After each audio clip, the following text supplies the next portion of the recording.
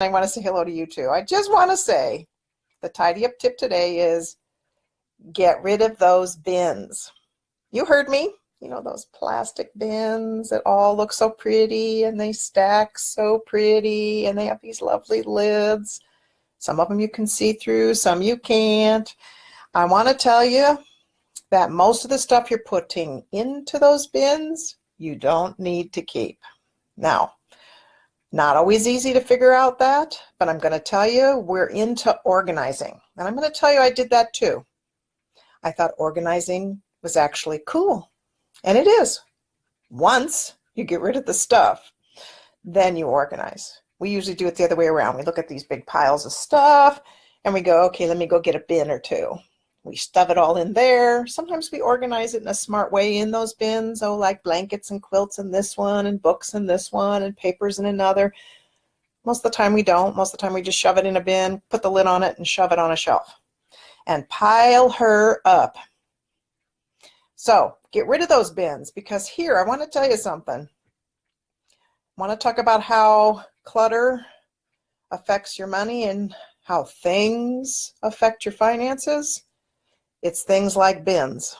Spending all the money on the stuff you bought to bring in and all the stuff that you buy that you keep, and then the cost of the bins, sometimes the shelving to put it on, and then we stack her up and we barely ever look at those bins again, or actually go through them and get rid of the things we don't need. You know, you could put a date on the bin, and if you haven't opened that bin in a year, unless it's something really seriously critical, maybe it's archived files, then in a year, time to get rid of the bin. Now that means opening up the lid and going through it, because I know most of you would like freak if I said just get rid of the bin entirely. Just give it over to Salvation Army, to whatever. So 1 year. Here's the thing.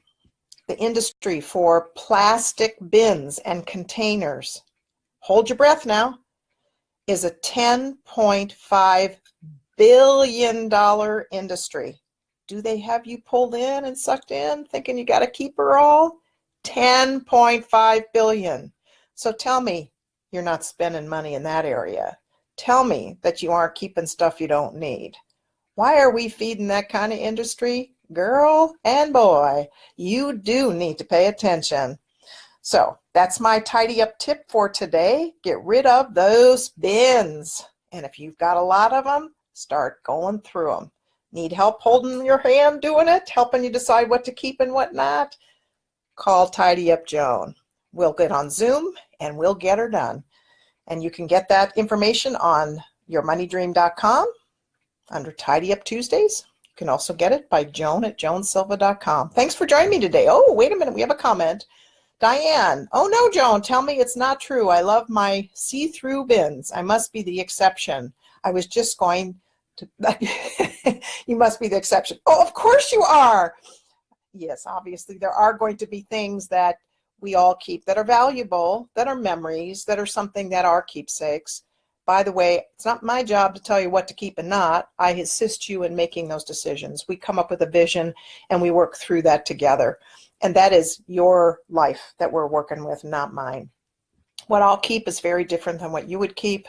But I'm going to tell you, the bins are dangerous and they're expensive. So thank you all for coming. Thank you, Susan and Mo, for joining me as well.